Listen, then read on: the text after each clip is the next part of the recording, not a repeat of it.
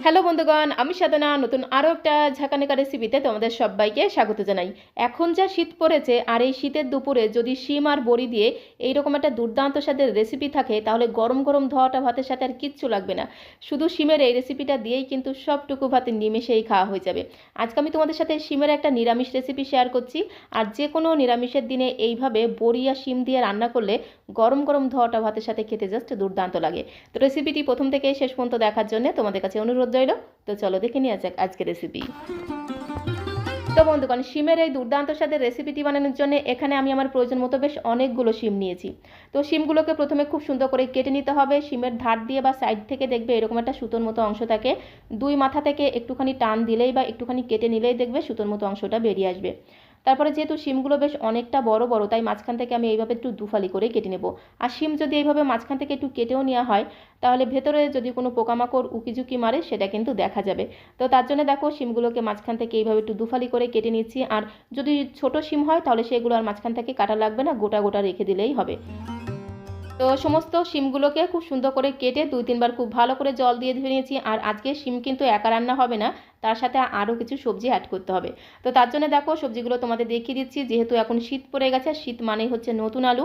এখানে আমি 3টে ছোটো সাইজের নতুন আলু নিয়েছি, সাথে একটা লাল টুকটুকে পাকা টমেটো, তার সাথে নিয়েছি অর্ধেকটা পরিমাণে বেগুন। যেহেতু নতুন আলুর গায়ে কিন্তু প্রচুর পরিমাণে কাদাবালি থাকে, সেগুলোকে খুব সুন্দর করে জল দিয়ে ধুয়ে নিতে হবে। তারপর একটা চামচের পেছন দিয়ে দেখো খুব সুন্দর করে এইভাবে নতুন আলুর যে খোসাগুলো আছে সেই খোসাগুলোকে খুব সুন্দর করে তুলে ফেলবো।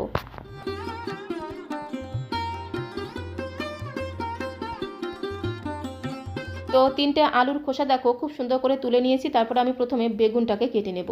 বেগুনটাকে প্রথমে এভাবে একটু আড়াআড়িভাবে কেটে নেব। খুব বেশি কিন্তু একদম বড় বড় করে কাটবো না, একটু ছোট ছোট করে চৌকো চৌকো করে কাটবো, তাহলে রান্নাটা খেতেও ভালো লাগবে, সাথে সাথে দেখতেও কিন্তু ভীষণ সুন্দর লাগবে।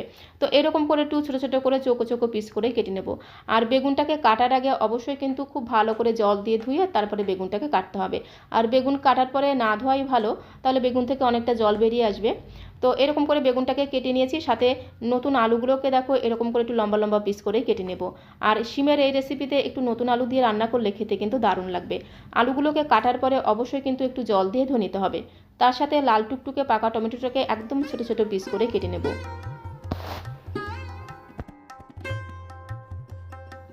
তো সমস্ত সবজিগুলোকে দেখো খুব সুন্দর করে কেটে নিয়েছি। আর আলুটা কাটার পরে অবশ্যই কিন্তু একবার একটু জল দিয়ে ধুয়ে নিতে হবে।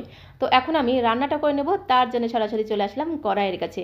গ্যাসের ফ্লেমটা অন করে দিয়ে একটা কড়াই বসিয়ে দিয়েছিলাম। কড়াইটা একটু গরম হয়ে গেলে 3 চামচ দিয়ে দিলাম রিফাইন্ড অয়েল, মানে সাদা তেল। আজকের এই রান্নাটা আমি সাদা তেলে করছি, তবে তোমরা চাইলে কিন্তু সর্ষে তেলেও করতে পারো, তাতে কোনো সমস্যা নেই। তেলটা একটু গরম হয়ে গেলে এখানে বেশ অনেকটা পরিমাণে দিয়ে দিলাম বড়ি। আর এই বড়িটা হচ্ছে ডালের বড়ি। আর বড়িটা ভাজার সময় সামান্য পরিমাণে একটু লবণ দিয়ে বড়িটাকে ভাজবো, তাহলে বড়িটা খেতে কিন্তু দারুণ লাগবে। গ্যাসের ফ্লেমটা মিডিয়াম টু লোতে রেখে খুব সুন্দর করে ঘোটানাটা করে বড়িগুলোকে ঠিক এইরকম করে একটু লালচে করে ভেজে নিতে হবে, তাহলে বড়িগুলো খেতে অসাধারণ টেস্টি লাগবে। বড়িগুলো ভাজা হয়ে গেছে, এখন একটা পাত্রের মধ্যে আমি তুলে নেব। তো বড়িগুলোকে দেখো লালচে করে ভেজে নিয়েছি। আর বড়ি ভাজতে কিন্তু বেশ অনেকটা পরিমাণে তেল লাগে। আমি 3 চামচের মতো সাদা তেল দিয়ে বড়িগুলোকে ভেজে তুলে নিলাম। তারপরে ওই কড়াইতে আরও 2 চামচের মতো দিয়ে দিলাম রান্নার তেল। তেলটা একটু গরম হয়ে গেলে কেটে রাখা আলুর পিসগুলোকে দিয়ে খুব ভালো করে একটু নেড়েচেড়ে মিশিয়ে নেব। গ্যাসের ফ্লেমটা এই সময় মিডিয়াম করে দিতে হবে। তারপরে আলুগুলোকে দিয়ে খুব সুন্দর করে একটু ঘোটানাটা করে মিশিয়ে নেব। তারপরে আলুগুলো ভাজার সময় সামান্য পরিমাণে একটু লবণ দিয়ে দেবো, তার সাথে সামান্য পরিমাণে দিয়ে দেবো একটু হলুদের গুঁড়ো। একটু লবণ দিয়ে আলুগুলো ভাজতে ভাজতেই দেখবে আলুটা বেশ অনেকটাই কিন্তু নরম হয়ে যাবে।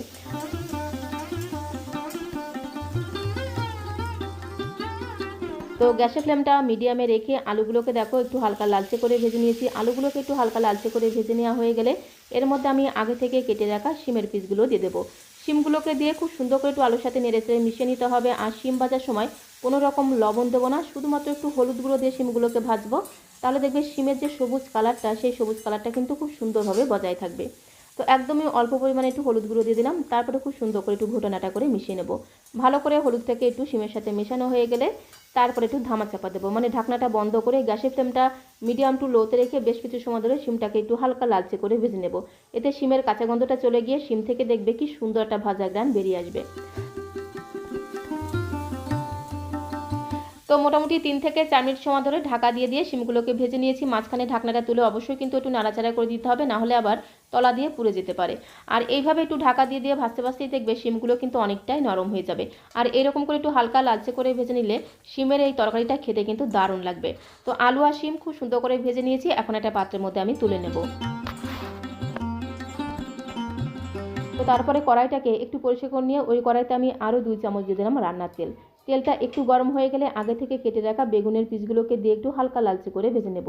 আর বেগুন কাটার পরে অবশ্যই কিন্তু সামান্য পরিমাণে নুন আর হলুদ দিয়ে বেগুনটাকে 5-7 মিনিটের জন্য একটু ম্যারিনেট করে রেখে দিতে হবে। তাহলে বেগুন ভাজার সময় কিন্তু খুব বেশি তেল লাগবে না, খুবই অল্প তেলে কিন্তু বেগুনটা ভাজা হয়ে যাবে। তো তারপরে গ্যাসের ফ্লেমটা মিডিয়াম টু লোতে রেখে কন্টিনিউ ঘোটানাটা করে বেগুনটাকে এরকম করে একটু ভাজা ভাজা করে নিতে হবে। সমস্ত সবজিগুলোকে যদি এইভাবে একটু ভেজে নিয়ে রান্না করা হয় তাহলে দেখবে শিমের রেসিপিটা খেতে কিন্তু দারুণ লাগবে। তো দেখো বেগুনটাকেও একটু ভাজা ভাজা করে নিয়েছি, এখন একটা পাত্রের মধ্যে আমি তুলে নিলাম। কড়াইটাকে একটু ধুয়ে পরিষ্কার করে নিয়ে ওই কড়াইতে আমি 2 চামচ দিয়ে দিলাম রিফাইন্ড অয়েল, মানে সাদা তেল। তেলটা একটু গরম হয়ে গেলে তেলের মধ্যে আমি 2টো শুকনো লঙ্কা ফোড়ন দিয়ে দিলাম। এই রেসিপিতে শুকনো লঙ্কা ভাজার ঘ্রাণটা কিন্তু দুর্দান্ত লাগবে। তার সাথে হাফ চামচের থেকে একটু কম দিয়ে দিলাম 5 ফোড়ন। এবারে গ্যাসের ফ্লেমটা একদম লোতে রেখে ফোড়নটাকে খুব সুন্দর করে একটু নেড়ে ছেড়ে ভেজে নিতে হবে। ফোড়নটা যাতে পুড়ে না যায় সেদিকে লক্ষ্য রাখতে হবে। ফোড়ন থেকে যখন খুব সুন্দর একটা ভাজা ঘ্রাণ বেরিয়ে এসেছে তখন আমি এর মধ্যে 3টে কাঁচা লঙ্কাকে মাঝখান থেকে একটু চিড়ে দিয়ে দিলাম। আর এই রেসিপিতে কাঁচা লঙ্কাটা কিন্তু বেটে দেওয়া যাবে না, এরকম করে গোটা গোটা রেখে একটু চিড়ে দিতে হবে, তাহলে এই শুকনো লঙ্কা ভাজার ঘ্রাণটা কিন্তু দুর্দান্ত লাগবে। তার সাথে হাফ ইঞ্চি মতো আদা বাটা দিয়ে দিলাম। খুব সুন্দর করে নেড়ে ছেড়ে এই কাঁচা লঙ্কা আদাটাকে একটু ভেজে নিতে হবে। তারপর আমি এর মধ্যে আগে থেকে ছোটো ছোটো করে কেটে রাখা টমেটোর টুকরোগুলো দিয়ে দেবো।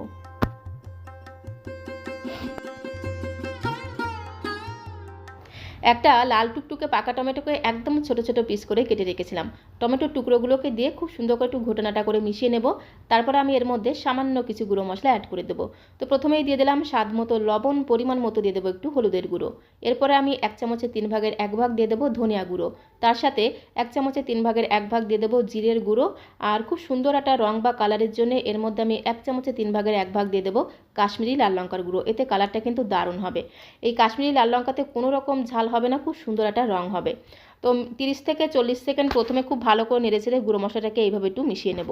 তারপর আমি এর মধ্যে অল্প পরিমাণে জল দিয়ে মশলাটাকে বেশ কিছু সময় ধরে একটু কষিয়ে নেব, যতক্ষণ না এই মশলার কাঁচা গন্ধটা চলে গিয়ে মশলা থেকে খুব সুন্দর একটা ভাজা ঘ্রাণ বেরিয়ে আসছে আর মশলা থেকে তেল ছাড়তে শুরু করছে, ততক্ষণ অবধি মশলাটাকে খুব ভালো করে কষিয়ে নেব। গ্যাসের ফ্লেমটা মিডিয়াম টু লোতে রেখে বেশ কিছু সময় ধরে দেখো মশলাটাকে কষিয়ে নিলাম। তো এখন আমি এর মধ্যে আলু আর যে শিমটাকে ভেজে রেখেছিলাম আলু আর শিম ভাজা দিয়ে দিলাম। তারপরে সমস্ত মশলার সাথে খুব সুন্দর করে ঘোটানাটা করে মিশিয়ে নেব। এদিক ওদিক যেদিক সেদিক দিয়ে খুব সুন্দর করে এইভাবে নেড়ে ছেড়ে মিশিয়ে নিতে হবে। তো শিম আর আলু ভাজা দিয়ে মশলার সাথে খুব ভালো করে দেখো নেড়ে ছেড়ে মিশিয়ে নিলাম। এবারে মিনিট খানেকের জন্য এইভাবে একটু রেখে দেবো, তাহলে শিম আর আলুটা মশলার সাথে খুব সুন্দরভাবে মজে যাবে। ততক্ষণে আমি একটু ধনেপাতা কুচি করে নেব। এখানে বেশ কিছুটা ফ্রেশ ধনেপাতা আগে থেকে খুব সুন্দর করে জল দিয়ে ধুয়ে রেখেছিলাম। তো তারপর একটা ছুরির সাহায্যে খুব সুন্দর করে একদম ঝিরিমিরি করে এইভাবে ধনেপাতাটাকে একটু কুচি করে নিতে হবে। তো দেখো ধনেপাতাগুলোকে খুব সুন্দর করে কুচি করে নিয়েছি। তো এখন এই কুচি করা ধনেপাতাটাকে আমি শিমের মধ্যে দিয়ে দেবো। তো এই ধনেপাতা কুচিটাকে আমি এই সময় দিলাম কারণ এই শিমের রেসিপিতে সবার শেষে আমি একটা স্পেশাল ভাজা মশলা দেবো, যার কারণে কিন্তু নিরামিষ শিমের স্বাদ আর গন্ধ দ্বিগুণ বেড়ে যাবে। তো তার জন্য এই সময় আমি ধনেপাতা কুচিটাকে দিয়ে খুব ভালো করে একটু নেড়ে ছেড়ে দেখো সমস্ত কিছুর সাথে মিশিয়ে নিলাম। তো তারপর আমি এর মধ্যে পরিমাণ মতো অ্যাড করে দেবো গরম জল। অবশ্যই একটু গরম জল দেওয়ার চেষ্টা করবে, তাহলে শিমের ঝোলটা খেতে কিন্তু দারুণ লাগবে। তো পরিমাণ মতো গরম জল দিয়ে খুব সুন্দর করে একটু নেড়ে ছেড়ে মিশিয়ে নিলাম। আর শিমের এই রেসিপিটা একটু ঝোল ঝোল হলে গরম গরম ভাতের সাথে খেতে কিন্তু দারুণ লাগবে। যেহেতু আমি রান্নাটা একদমই নিরামিষভাবে তৈরি করছি, দুপুরবেলা গরম গরম ধোয়াটা ভাতের সাথে খেতে অসম্ভব টেস্টি লাগবে। তো সেই আন্দাজে এখানে আমি বেশ অনেকটা পরিমাণে ঝোল দিয়ে দিলাম। খুব সুন্দর করে একটু নেড়ে ছেড়ে মিশিয়ে নিয়ে এই সময় একটু চেক করে দেখতে পারো নুনের পরিমাণটা ঠিকঠাক আছে কিনা। সব কিছু একদম পারফেক্ট আছে। তো এখন আমি ধামা চাপা দেবো, মানে ঢাকনাটা বন্ধ করে গ্যাসের ফ্লেমটা মিডিয়াম টু লোতে রেখে 7-8 মিনিট সময় ধরে শিমের এই ঝোলটাকে রান্না করে নেব। 7-8 মিনিট সময় ধরে শিমের ঝোলটাকে রান্না করে নিয়েছি। আর এর মধ্যে যেহেতু একটু কাশ্মীরি লাল লঙ্কার গুঁড়ো দিয়েছিলাম, কালারটা দেখো দুর্দান্ত হয়েছে। আলুটাও কিন্তু খুব সুন্দরভাবে নরম হয়ে গেছে। খুব সুন্দর করে একটু ঘোটানাটা করে মিশিয়ে নেওয়ার পরে এর মধ্যে আমি আগে থেকে যে বেগুনের পিসগুলো ভেজে রেখেছিলাম, একটু ভাজা ভাজা করে রেখেছিলাম, সেই ভাজা বেগুনগুলোকে দিয়ে দিলাম। তো তারপরে দিয়ে দিলাম ভেজে রাখা বড়িগুলোকে এরকম করে একটু লাল লাল করে ভেজে রেখেছিলাম। আর শিমের এই নিরামিষ রেসিপিতে একটু বড়ি ভেজে দিলে খেতে কিন্তু দারুণ লাগবে। তো বেগুন ভাজা বড়ি ভাজা দিয়ে খুব ভালো করে একটু নেড়ে ছেড়ে ঝোলের সাথে মিশিয়ে নিলাম। তো তারপরে আমি এর মধ্যে হাফ চামচ দিয়ে দেবো চিনি। চিনিটা কিন্তু অবশ্যই দিতে হবে, তাহলে স্বাদের ব্যালেন্সটা ঠিকঠাক থাকবে। আর যেহেতু নিরামিষ রান্না, একটু চিনি দিলে হালকা মিষ্টি মিষ্টি খেতে হবে, গরম গরম ভাতের সাথে খেতে কিন্তু দুর্দান্ত লাগবে। তো হাফ চামচের মতো চিনি দিয়ে খুব ভালো করে একটু নেড়েচেড়ে মিশিয়ে নেওয়ার পরে সবশেষে আমি এর মধ্যে যেটা দেবো সেটা হচ্ছে একটু ভাজা মশলা। গোটা জিরে, ধনে, তেজপাতা, একটু এলাচ, লবঙ্গ, দারচিনি একসাথে দিয়ে শুকনো কড়াইতে ভেজে গুঁড়ো করে রেখেছিলাম। সেখান থেকে দেখো একদমই সামান্য পরিমাণে ভাজা মশলা দিয়ে দিলাম। শিমের এই নিরামিষ রেসিপিতে একটু ভাজা মশলা দিলে স্বাদ আর গন্ধ দ্বিগুণ বেড়ে যাবে। তো একদমই সামান্য পরিমাণে একটু ভাজা মশলা দিয়ে খুব ভালো করে একটু নেড়েচেড়ে মিশিয়ে নিলাম। এবারে একটু ধামা চাপা দেবো, মানে ঢাকনাটা বন্ধ করে গ্যাসের ফ্লেমটা মিডিয়াম টু লোতে রেখে জাস্ট 2 মিনিট সময় ধরে একটু রান্না করে নেব। তাহলে সমস্ত কিছু খুব সুন্দরভাবে ঝোলের সাথে মজে যাবে, খেতে কিন্তু দারুণ লাগবে।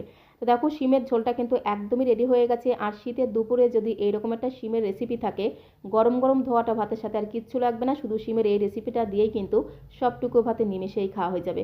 গ্যাসের ফ্লেমটা বন্ধ করে দিলাম। রেসিপিটি ভালো লাগলে একটা লাইক আর শেয়ার করে দেওয়ার অনুরোধ রইল। নতুন বন্ধু হয়ে থাকলে চ্যানেলটিকে সাবস্ক্রাইব করে দিয়ে পাশে থাকার অনুরোধ রইল। সবাইকে অসংখ্য অসংখ্য ধন্যবাদ।